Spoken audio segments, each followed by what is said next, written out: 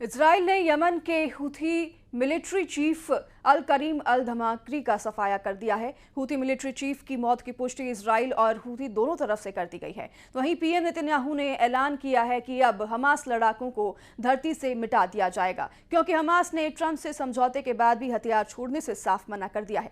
उधर ईरान से परमाणु हमलों का अलर्ट व्हाइट हाउस को भी मिला है।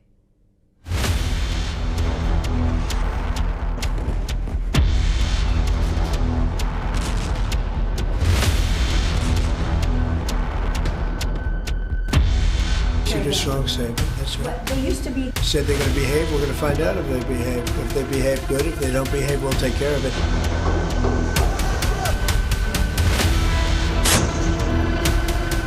ट्रंप और नेतन्याहू को दो दुश्मनों से बहुत ही डरावने अपडेट मिले हैं। पहला झटका हमास ने दिया है तो दूसरा ईरान ने।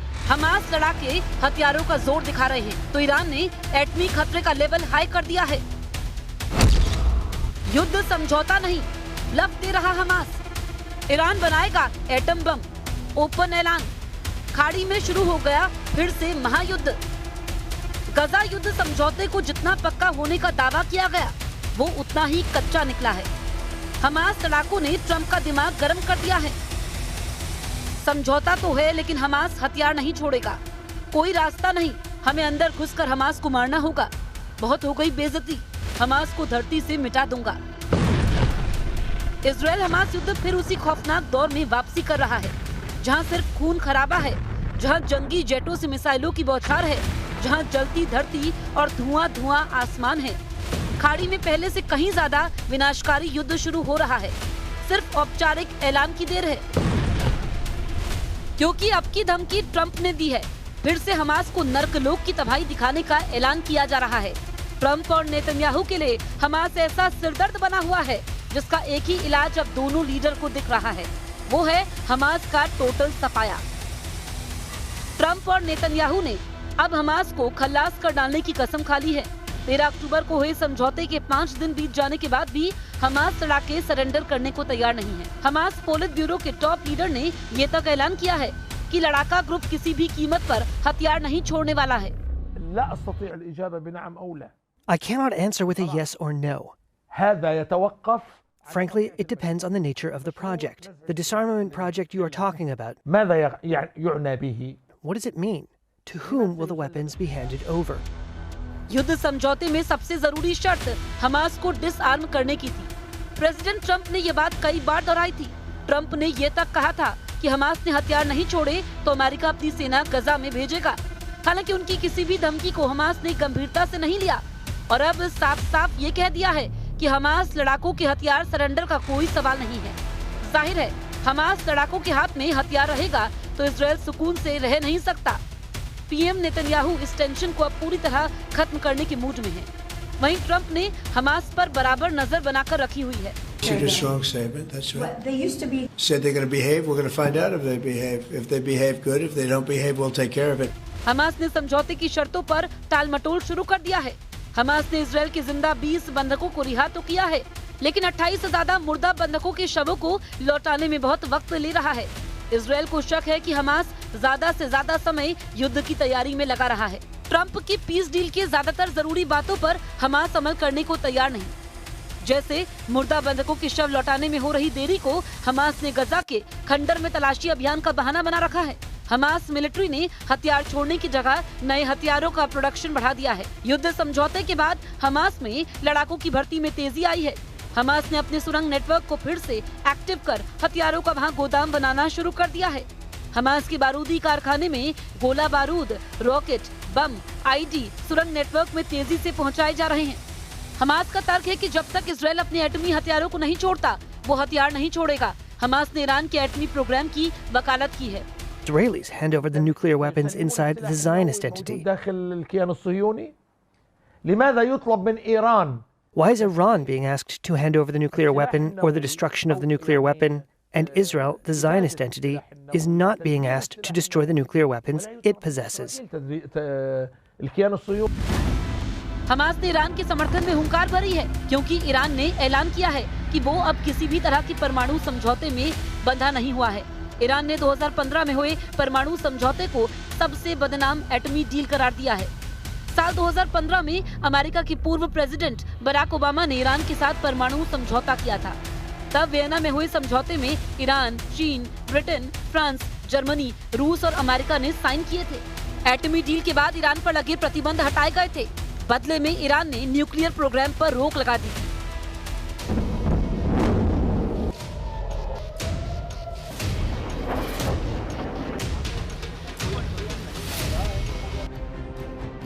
लेकिन अमेरिका में जैसे ही डोनाल्ड ट्रंप पहली बार राष्ट्रपति बने, उन्होंने ईरान से एटमी डील तोड़ दी।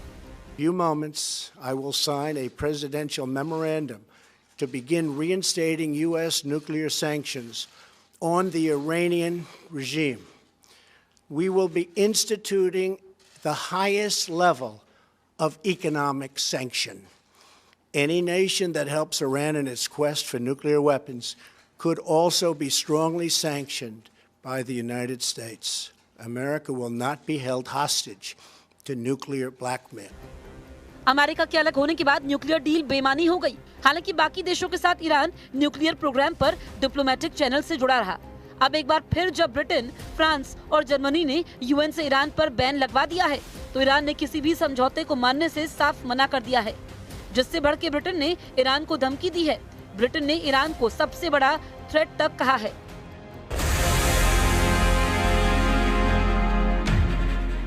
ईरान के परमाणु प्रोग्राम फिर से एक्टिव हो चुके हैं। ईरान की एटमी साइटों पर तूफानी अंदाज में काम शुरू होने के सबूत आसमानी कैमरे में भी कैप्चर हो चुके हैं। मतलब ये कि जैसे जून 2025 में ईरान फुल फोर्स में एक्टिव था, वैसे ही एटम बम बनाने शुरू कर चुका है। तो क्या इजराइल अमेरिका जून 2025 जैसे फिर ईरान पर हमला कर सकते हैं? उस वक्त क्या हुआ था, ये भी जान लीजिए। इजराइल ने तब 200 जंगी जेट से ईरान पर बारूद बरसाया था। जवाब में ईरान ने 200 बैलिस्टिक मिसाइलों की बौछार की थी। इसके बाद ईरान पर दोबारा पलटवार करके इजराइल ने 3 और न्यूक्लियर साइटें दहला दी थी। इजराइल ने ईरान की राजधानी Tehran, nuclear power centre Natanz, missile launch centre Tabriz और काउंटर स्ट्राइक सेंटर शिराज समेत कई शहरों को बारूद से पाट दिया था। एपी की रिपोर्ट के मुताबिक ईरान की सरकारी न्यूज एजेंसी ने दावा किया था कि फोर्डो एटमी प्लांट के पास 2 धमाके हुए। इजराइल ने दावा किया था कि उसने इस्फहान में ईरानी परमाणु सेंटर पर हमला किया। ईरान की आधिकारिक IRNA समाचार एजेंसी ने बताया कि पूर्वी अजरबैजान प्रांत में तबरीज के पास एक रडार स्टेशन पर भी हमला हुआ था। पूर्वी अजरबैजान में ईरान के 11 आर्मी बेस पर हमला हुआ, जिसमें 18 लोग मारे गए थे।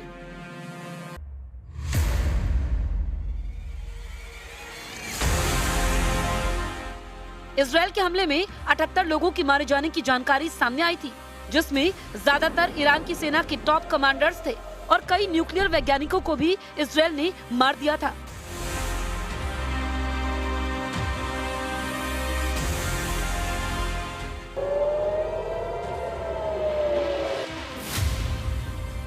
इजराइल की बारूदी प्रहार से ईरान के 4 एटमी साइटें तबाह हो गई थी।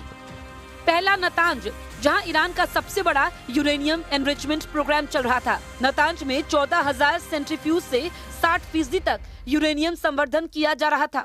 इजराइल ने इस एटमी सेंटर के ऊपरी हिस्से को बम धमाके से उड़ा दिया था। नतांज में पावर सप्लाई ठप हो गई, जिससे एटम बम के सेंट्रीफ्यूज को भारी नुकसान पहुंचा। इसी तरह इजराइल ने फोर्डो यूरेनियम एनरिचमेंट फैसिलिटी को बमबारी से दहलाने का दावा किया। पहाड़ी इलाके में बने इस एटमी सेंटर में 2200 सेंट्रीफ्यूज के साथ 60% तक यूरेनियम संवर्धन किया जा रहा था। वहीं इस्फहान न्यूक्लियर साइट पर ईरान ने हमले का आरोप लगाया, जबकि इजराइल ने इसकी पुष्टि नहीं की थी। इजराइल के हमले के बाद प्रेसिडेंट ट्रंप ने खामेनेई को मैसेज भेजा था कि ज्यादा देर करना ईरान के लिए घातक साबित होगा। ट्रंप ने ईरान को तब 60 दिन की डेडलाइन थी, मगर 22 जून को ही ट्रंप ने ईरान के एटमी अड्डों को उड़ाने के लिए 7 B-2 बम वर्षक भेज दिए थे। अमेरिका ने ईरान के 3 न्यूक्लियर साइटों को B-2 से जलाकर राख कर दिया था। बंकर बस्टर बम के धमाकों से भूमिगत परमाणु अड्डों की तबाही पहली बार दुनिया ने देखी। हालांकि ईरान ने दोबारा अपने सभी अड्डों की मरम्मत कर एटमी प्रोग्राम शुरू कर दिया। ईरान के सुप्रीम लीडर अली खामेनेई ने एटमी प्रोग्राम पर अपना स्टैंड पहले ही क्लियर कर रखा है।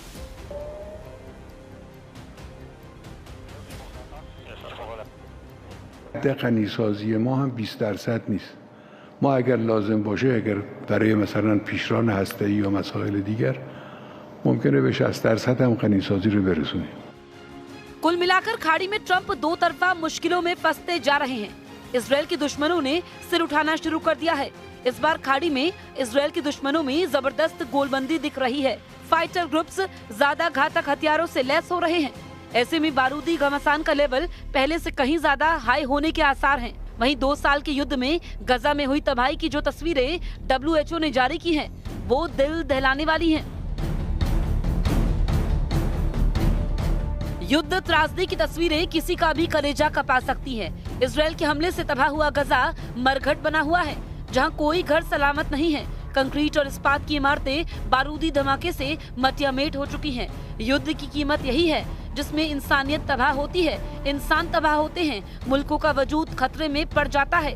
बावजूद इसके महाविनाश के हथियारों से युद्ध का माहौल बन गया है। ईरान अमेरिका के बीच परमाणु युद्ध का खतरा अब सभी हदें पार कर चुका है।